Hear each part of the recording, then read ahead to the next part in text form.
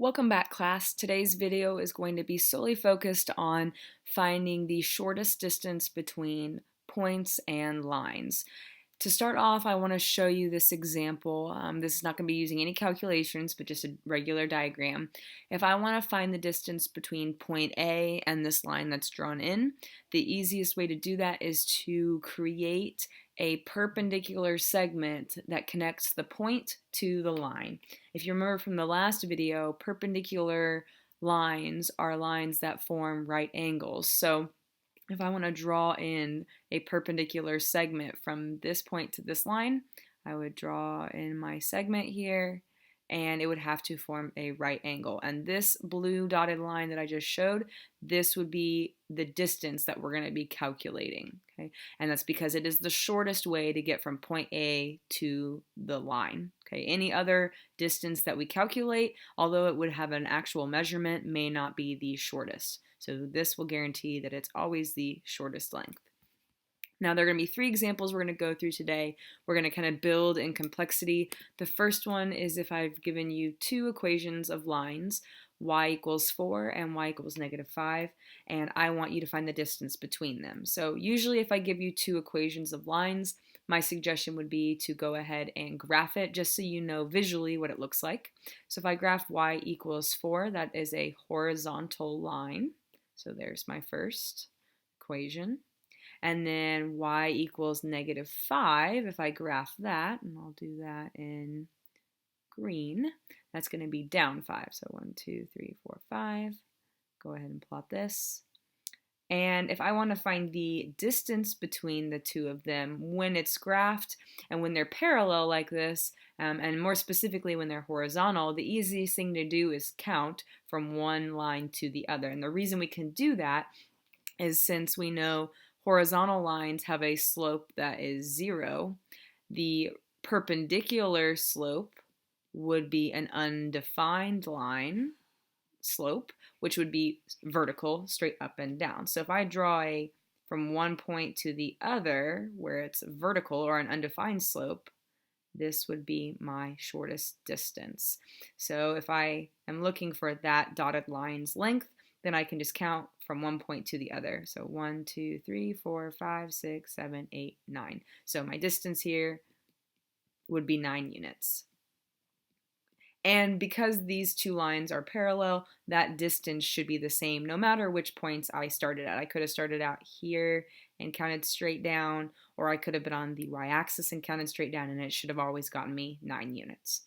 So horizontal and vertical lines are really easy because they are very easy to count on a grid. However, if they're not horizontal or vertical, we're going to have a little bit more calculations to work with.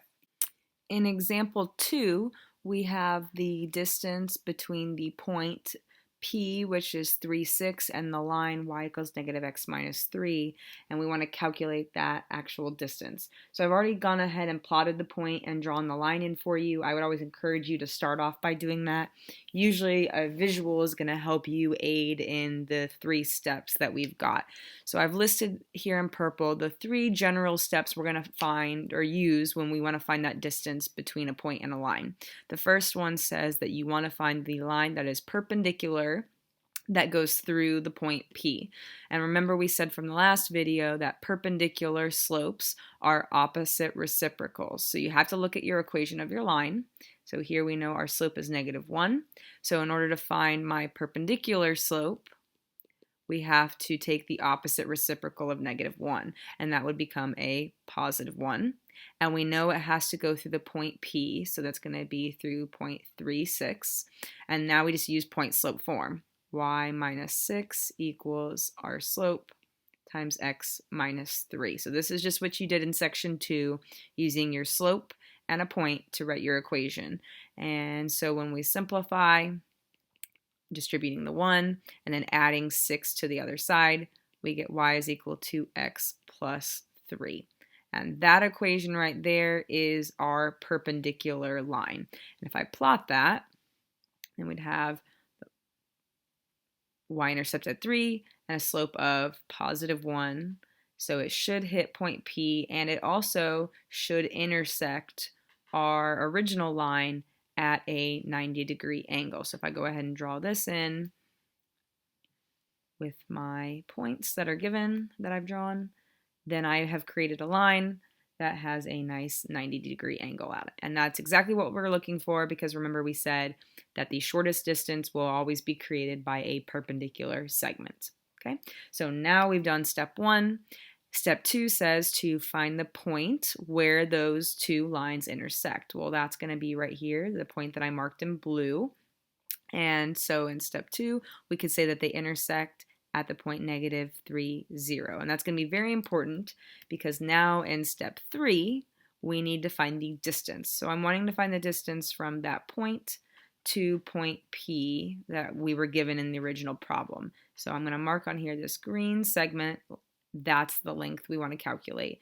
And to do that, you can either use the distance formula or Pythagorean theorem. I'm going to go ahead and use the distance formula just because that typically is going to work a little easier than Pythagorean theorem. So we'd have that our distance is going to be between the points -3, 0 and 3, 6. So we're going to subtract our x's, -3 minus 3 squared, plus, and then do subtracting of the y's, 0 minus 6 all squared.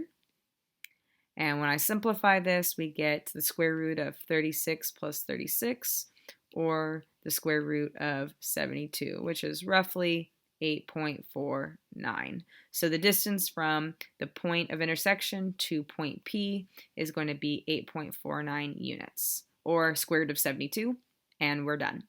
Okay, so 3 steps: find the perpendicular line, find the point where those two lines intersect, and then do the distance formula or use Pythagorean theorem. And if you have questions on how to do Pythagorean theorem in these, let me know and I can show you in class. The last thing that I want to go through with you is if you cannot find your intersection point very easily from a graph. The last example, the two lines intersected at the point -3, 0, but that won't always come out to be a nice number or a nice ordered pair. So if that doesn't happen and you've got a really weird intersection between the two lines, then you want to make sure you follow these 3 steps. So I've got an example here where my blue line and my red line intersect, but if you notice, the intersection is not at a nice ordered pair. So if I follow the 3 steps here, then I would be able to find what point they cross at and then go on to step 3 using the distance formula.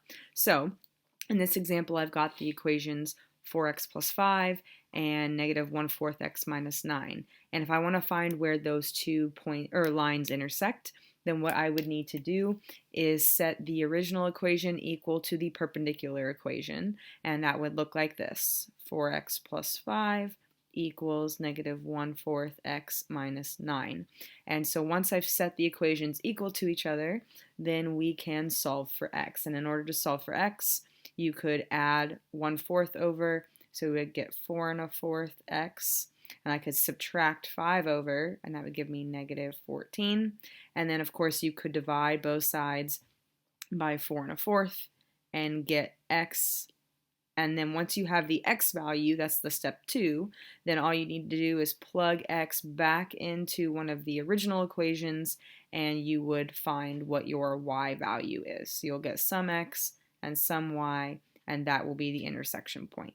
Okay, so it is possible to get that intersection point without the grid.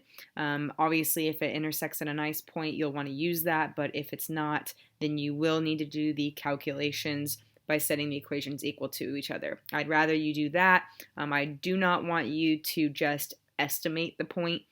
I always want as much of an accurate point as possible. So make sure you know the 2 methods. And if you need to see an example where the 2 lines do not cross at a nice ordered pair, then let me know and I can create one for you to practice in class. That's it for today's lesson. Make sure you watch the video on creating the distance with the compass, and then you should be good to go. Thanks for listening.